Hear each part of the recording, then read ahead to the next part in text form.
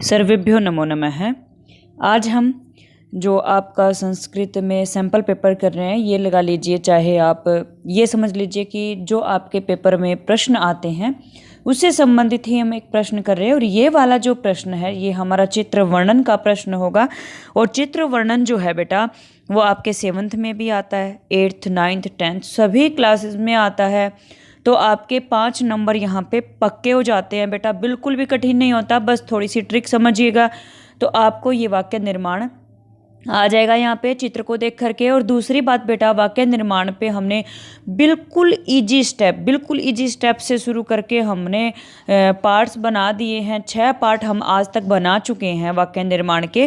वो वीडियो देखिए, आप बिल्कुल कठिन नहीं लगेगा आपको। और आप देखिए वाक्य निर्माण के कितने प्रश्न आ रहे हैं। एक तो चित्र देख के आ रहा है, 5 नंबर का ये हो गया।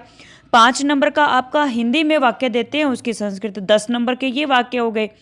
तीसरा आपका जो वाक्य निर्माण होता है ना कहीं वो कारक से भी जुड़ा होता है, तो कारक का प्रश्न वहाँ पे आपका सही होता है। तो मान लो 4 या 5 नंबर का कारक आ रहा है तो 15 नंबर हो गए। एक आपका शुद्ध अशुद्ध का प्रश्न आता है, वो भी आपका जो वाक्य निर्माण के नियम होते हैं ना बेटा वही उसी से जुड़ा होता है। 5 नंबर का वो लगा लीजिए। तो 20 नंबर जो है ना, 20 नंबर आपके कहीं ना कहीं वाक्य निर्माण से जुड़े हुए हैं, इसलिए हमने बिल्कुल आसान तरीके से समझाए हैं। तो प्लीज़ आप वो वीडियो देख लीजिए, हम इसके डिस्क्रिप्शन में भी उसका जो लिंक है वो डाल देंगे, तो आप उसको खोल करके वाक्य निर्माण की वीडियोस देख सकते हैं। चलो अभी हम इस वीडियो को शुरू करते हैं, आगे बढ़ते हैं। जो चित्र वर्णन होता है बेटा वो कैसे होता है, आप देखिए यहाँ पे आपको एक चित्र दिखाई दे रहा होगा।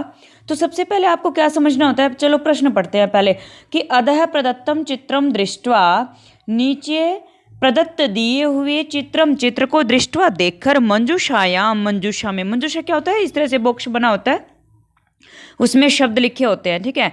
मंजूषा में प्रदत्त शब्दानाम, प्रदत्त क्या होता है, दिए हुए, शब्दानाम शब्दों के सहायता से 5 वाक्यानि, 5 वाक्य संस्कृतेन लिखता है, संस्कृत में लिखने आपको, ठीक है। और इसकी अगर आपको संस्कृत समझ में ना भी आए ना बेटा तो नीचे देखिए हिंदी लिखी हुई है, नीचे दिए गए चित्र को देखकर मंजूषा में दिए गए शब्दों की सहायता से 5 संस्कृत वाक्यों में वर्णन कीजिए। कुछ भी कठिन नहीं है, चित्र दे दिया है, मंजूषा में शब्द भी दे दिए हैं, जोड़ करके आपको वाक्य निर्माण करना है और कुछ भी नहीं है। चलो देखते हैं। यहाँ पे पहले चित्र को ही देख लीजिए, इस चित्र में आपको क्या क्या दिखाई दे रहा है। देखिए पार्क है, ठीक है, पार्क है, पार्क में झूले हैं, पार्क में बच्चे हैं, स्त्रियां हैं, ठीक है, बच्चे खेल रहे हैं, झूला झूल रहे हैं, लोग यहाँ पे क्या घूम भी रहे हैं, ठीक है, ये सब आपको दिखाई देगा। और इससे संबंधित ही मंजूषा में शब्द होंगे। तो सबसे पहले चलो मंजूषा के सबसे पहले आप क्या करेंगे, प्रश्न को पढ़ेंगे, फिर चित्र को ध्यान से देखेंगे, उसके बाद आप मंजूषा में आ जाएंगे और मंजूषा के जो शब्द हैं उसकी आप क्या करेंगे, हिंदी करेंगे। सबसे पहले आपको हिंदी ही करनी चाहिए मंजूषा के शब्दों की। तो चलो हम मंजूषा के शब्द देख लेते हैं। पहला शब्द है आपका यहाँ पे मंजूषा है, उद्याने मतलब बगीचे में। अगला है बालकः मतलब बालक, फिर है बालिकाः मतलब बालिकाएं, भ्रमंती घूमते हैं, इतस्ततः इधर उधर, स्त्रियां हैं मतलब स्त्रियां, बहुत सारी स्त्रियों की बहुवचन है ये। फिर आगे दोलहा, दोलहा मतलब झूले, बहुत सारे झूले, बालकेन बालक के द्वारा या बालक के।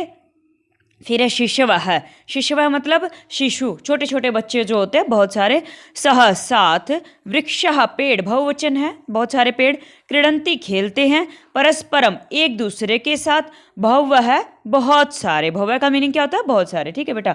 तो ये आपका हो गया। अब आपको क्या दिख रहा है बेटा, एक सिंपल सा वाक्य होता है कि जिस चीज़ का आपको चित्र दिखाई देता है आप उस चित्र के बारे में एक वाक्य में बताइए, ठीक है।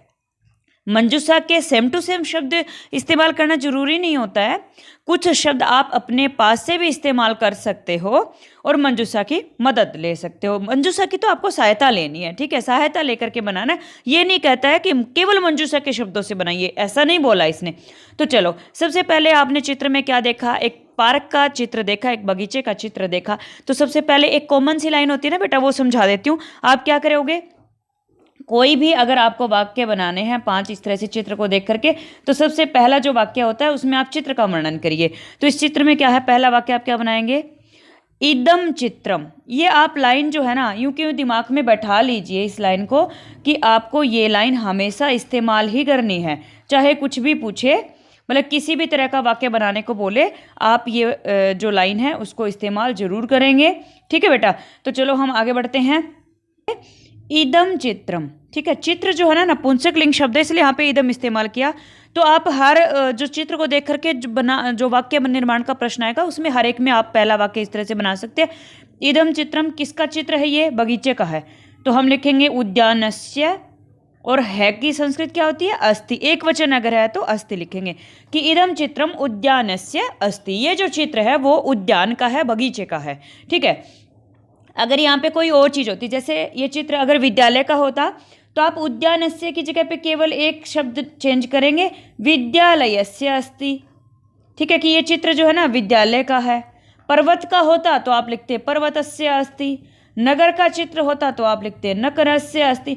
मतलब कहने का मतलब क्या है कि आपको केवल उद्यानस्य की जगह पे शब्द चेंज करने हैं।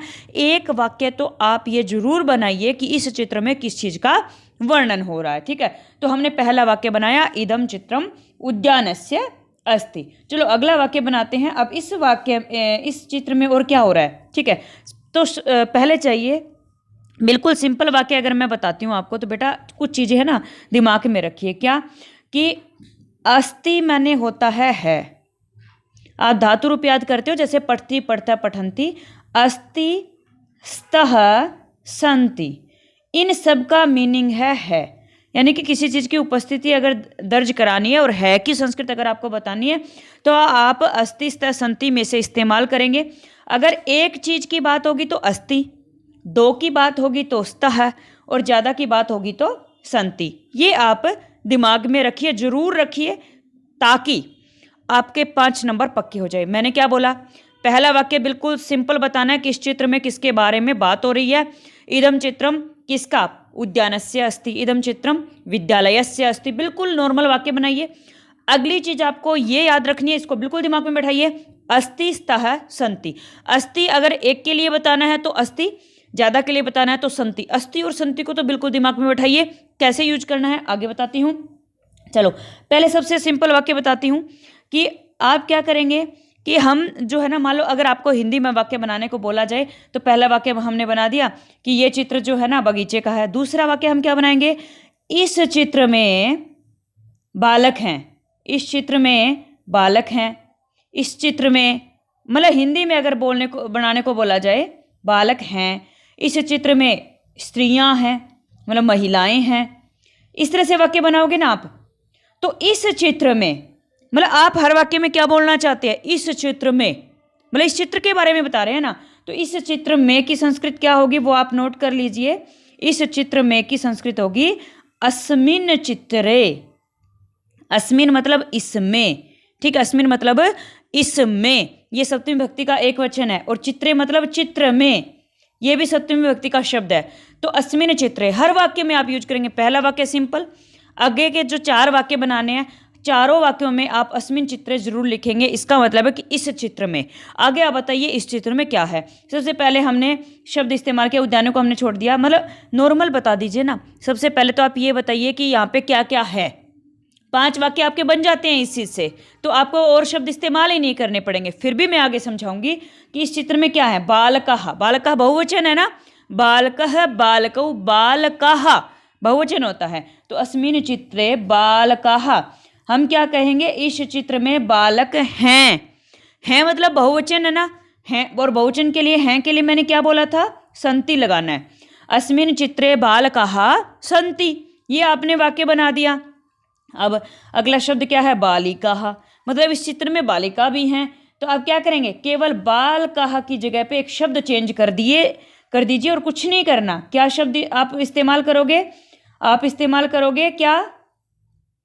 मतलब इस लाइन को आपको सेम टू सेम रखना है। इसकी जगह पे केवल शब्द आप चेंज करेंगे कि अस्मिन् चित्रे बालिकाः सन्ति, कि इस चित्र में बालिकाएं हैं। ठीक है, तो आप क्या करेंगे? यहाँ पे बालकाः की जगह पे बालिकाः लिख देंगे। आपके कितने वाक्य बन गए? आपके 3 वाक्य बन चुके हैं। पहला वाक्य चित्र का वर्णन, किस चित्र में क्या है। दूसरा वाक्य, हर वाक्य में आपको अस्मिन् चित्रे लिखना है, मतलब इस चित्र में। इसकी हिंदी हो गई क्या है? बालिका है। अब अगला मैं बोलती हूँ कि ये 2 शब्द और छोड़ दीजिए, स्त्रियाँ है, मतलब स्त्रियाँ हैं। ठीक है, तो आप क्या करेंगे? इस बालिका को फिर से इरेज हम कर देते हैं और हम यहाँ पे क्या लिख देंगे? इस चित्र में स्त्रियः सन्ति, स्त्रियां हैं, महिलाएं हैं। ठीक है, ये हो गया आपका चौथा वाक्य। अब आगे बढ़ते हैं। दोलह मतलब झूले, बहुत सारे झूले हैं। तो अब क्या वाक्य बनाएंगे? अस्मिन चित्रे, यूं का यूं रखिए, बस इस शब्द को चेंज करना है। अस्मिन चित्रे दोलह सन्ति, इस चित्र में झूले हैं। गलत थोड़ी हो रहा है, आपको शब्द इस्तेमाल करने हैं, यूज करने हैं, बस आप कर रहे हो। चलो आगे बढ़ते हैं। आगे हमने देखा बालकेन, इसको छोड़ दीजिए। बालकेन के बाद हम आगे बढ़ते हैं। अगला शब्द आपका क्या है? लिखा है शिशवः। मतलब मेन यही है कि संज्ञा शब्द इस्तेमाल करने हैं। यहाँ पे क्या शब्द आपको इस्तेमाल करने हैं? संज्ञा शब्द और मूल शब्द इस्तेमाल करने हैं। बालकेन क्यों नहीं करेंगे? बालकेन इसलिए नहीं करेंगे क्योंकि इसमें विभक्ति लगी हुई है, तृतीया, इसका मीनिंग बिल्कुल अलग हो जाएगा, वो मैं आगे समझा दूंगी। ठीक है, अगला शब्द है आपका शिशवः। शिशवः मतलब छोटे बच्चे जो होते हैं। तो अस्मिन् चित्रे शिशवः सन्ति, इस चित्र में शिशु हैं। हमारे 5 वाक्य बन चुके हैं। हम आगे बता रहे हैं आपको कि आप तो बहुत सारे बना सकते हो, 5 तो बनाना बिल्कुल भी कठिन नहीं है। चलो आगे बढ़ते हैं। हमने शिशु का बना दिया। उसके बाद अगला शब्द आपको क्या दिखाई देगा कि इस चित्र में शह मतलब क्या होता है? साथ होता है। ठीक है, संज्ञा शब्द नहीं है। अगला शब्द है वृक्षः। तो आप यहाँ पे वृक्षः को लिख लीजिए। अस्मिन् चित्रे वृक्षः सन्ति, इस चित्र में वृक्ष हैं। बहुत वाक्य बन गए हमारे इस तरह से। ठीक है, तो ये तो एक नॉर्मल सा हो गया कि आप मंजूषा में से केवल संज्ञा शब्द छांट लीजिए, मूल शब्द जो होते हैं कि बालक की संस्कृत क्या है, या बालक का बहुवचन, महिलाओं की, पेड़ की, बगीचे की, झूले की, बच्चों की, मतलब इन सब की संस्कृत क्या थी वो आपने एकवचन और बहुवचन के अनुसार अस्ति और सन्ति लगा करके वाक्य बना दिया। अस्मिन् चित्रे हर वाक्य में इस्तेमाल करना है। चलो ठीक है, ये हमने बना लिए। हमने लगभग 7 वाक्य बना दिए। चलो अब क्या करेंगे बेटा हम? आप सोच रहे होंगे कुछ शब्द तो छूट ही गए, जैसे भ्रमंती। अब देखो बेटा, भ्रमंती का स्ट्रक्चर किससे मैच हो रहा है? आप धातु याद करते हो ना, पठती, पठता, पठंती। तो भ्रमंती क्या है? एक धातु है। धातु मतलब क्रिया है, क्रिया मतलब काम है। ठीक है, ये एक धातु है, क्रिया है, काम है। उससे आगे और कौन सी धातु है? एक क्रीडंती। क्रीडंती मतलब खेलते हैं, भ्रमंती मतलब घूमते हैं। क्रीडंती भी पठंती के जैसा ना, पढ़ती, पढ़ता, पठंती। तो 2 धातु है यहाँ पे, समझ में आ गया? सह का मतलब होता है साथ में, इतस्ततः का मीनिंग होता है इधर उधर। फिर परस्परम मतलब आपस में, बहुवह मतलब बहुत सारे, और उद्याने मतलब बगीचे में। अब आपको मैंने हिंदी बता दी थी, तो आप इनको इस्तेमाल करके वाक्य बना सकते हैं। किस तरह से? जैसे सबसे पहले मैं भ्रमंती शब्द को इस्तेमाल करती हूँ। तो अस्मिन् चित्रे तो आपको लिखना ही है। इसका मीनिंग क्या है? इस चित्र में। अस्मिन् चित्रे क्या लिख सकते हो आप? भ्रमंती को लेकर के बहुत सारे वाक्य बना सकते हो। कैसे? अस्मिन् चित्रे बालकाः, क्योंकि चित्र तो साफ है ही नहीं ना, तो भ्रमंती मतलब घूमते हैं, मतलब हम लगा सकते हैं मीनिंग कि सभी घूम रहे हैं। ठीक है, अस्मिन् चित्रे बालकाः भ्रमंती। अब क्या करेंगे? केवल बालकाः को मिटा दो। क्या कर सकते हो आप यहाँ पे इस्तेमाल? अस्मिन् चित्रे बालिकाः भ्रमंती, क्योंकि घूम तो सभी रहे हैं ना, खेल रहे हैं तो अभी इधर उधर घूम ही रहे हैं। ठीक है, हो गया आपका बालिकाः भ्रमंती। अब यहाँ पे आप स्त्रियाँ भी इस्तेमाल कर सकते हो कि इस चित्र में स्त्रियः, स्त्रियाँ जो है ना, महिलाएं, वो भी घूम रही हैं। स्त्रियाँ यहाँ पे लिखा हुआ है, हो गया आपका। तो इस तरह से आपने भ्रमंती शब्द इस्तेमाल करके भी वाक्य बना लिए। चलो अब आगे बढ़ते हैं। भ्रमंती को हमने इस्तेमाल कर लिया, इसको हम छोड़ देते हैं। ठीक है, अब हम क्रीडंती, आपकी धातु थी क्रीडंती, उसको इस्तेमाल कर लेते हैं। मतलब कहने का मतलब हर डायमेंशन से आप इस्तेमाल करके वाक्य बना सकते हैं। एक और आपकी धातु है, क्रिया है क्रीडंती। तो अस्मिन् चित्रे हमने यहाँ पे लिख दिया क्रीडंती। अब ये जो रिक्त स्थान है, आप यहाँ पे क्या लिखोगे? आप यहाँ पे क्या लिख सकते हो? इस चित्र में क्रीडंती मतलब खेलते हैं। कौन? यहाँ पे लिख दो बालकाः क्रीडंती, बालक खेल रहे हैं।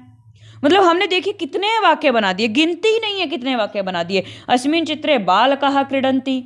अगला शब्द क्या है? बालका को मिटा दो, यहाँ पे क्या लिख दो? अस्मिन् चित्रे बालिकाः क्रीडन्ति, बालिकाएं खेलती हैं। ठीक है, और फिर आगे क्या कर सकते हो आप? स्त्रियां तो नहीं खेल रही है, शिशु, शिशु शब्द है आगे, शिशु मतलब छोटे बच्चे। आप यहाँ पे शिशवः भी लिख सकते हो कि इस चित्र में शिशु जो है ना वो खेल रहे हैं। ये आपका बन गया वाक्य। तो इस तरह से आपने क्रीडंती से बहुत सारे वाक्य बना दिए। अब कुछ वाक्य और भी बना सकते हैं। जैसे हमने यहाँ पे क्या क्या शब्द देखे? हमने देखे यहाँ पे कि इस चित्र में कुछ शब्द जैसे परस्परम, आपस में।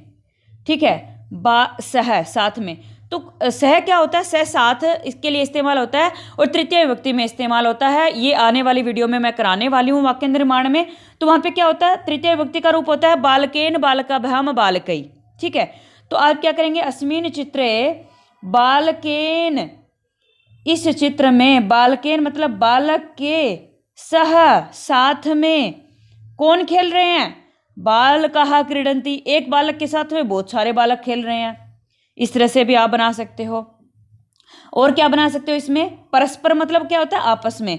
तो आप क्या बना सकते हो कि बालक जो है ना वो आपस में खेल रहे हैं। अस्मिन् चित्रे बालकाः, इस चित्र में बालकाः परस्परम, एक दूसरे के साथ क्रीडन्ति खेलते हैं। इस चित्र में बालक जो है वो एक दूसरे के साथ खेलते हैं। ये वाक्य भी आपका बन सकता है। ठीक है, तो हमने लगभग शब्द इस्तेमाल कर लिए। आपका एक बहुवचन शब्द बचता है और एक इतस्ततः बचता है। तो आप इतस्ततः मतलब क्या होता है, इधर उधर। तो अस्मिन् चित्रे तो लिखना ही है आपको। अस्मिन् चित्रे अब इतस्ततः किस लिए, इधर उधर के लिए क्या इस्तेमाल होगा, भ्रमन्ति इस्तेमाल होगा, घूमते हैं। अस्मिन् चित्रे भ्रमन्ति, घूमते हैं। कौन, अस्मिन् चित्रे बालकाः भ्रमन्ति, कहाँ घूमते हैं, इतस्ततः, इधर उधर घूम रहे हैं। ठीक है, अस्मिन् चित्रे बालकाः इतस्ततः भ्रमन्ति। ये आपका वाक्य बन गया। आप कैसे बना सकते हो, बहुवचन मतलब बहुत सारे। अस्मिन् चित्रे तो आपको लिखना ही है। अस्मिन् चित्रे, इस चित्र में। आप कह सकते हो कि बहुत सारे बालक है, तो बहुत सारे की संस्कृत क्या है, बहुवचन। अस्मिन् चित्रे बहुवचन, ये मैंने थोड़ा सा अलग सा लिख दिया, मैं मिटा देती हूँ इसको, साफ नहीं लिखा गया। अस्मिन् चित्रे बहुवचन, बहुत सारे, बालकाः बालक, सन्ति हैं, इस चित्र में बहुत सारे बालक हैं। ठीक है, ये आपका वाक्य बन गया। ठीक है, अगर आपको ये वीडियो पसंद आए तो इस तरह से हमने ये समझा दिया। मुझे लगता है मैंने बहुत आसान तरीके से समझाया। अगर आपको वीडियो पसंद आए तो लाइक, शेयर और सब्सक्राइब कीजिए। और इससे संबंधित जो भी सुझाव हैं वो आप हमारे कमेंट बॉक्स में लिख सकते हैं। धन्यवाद।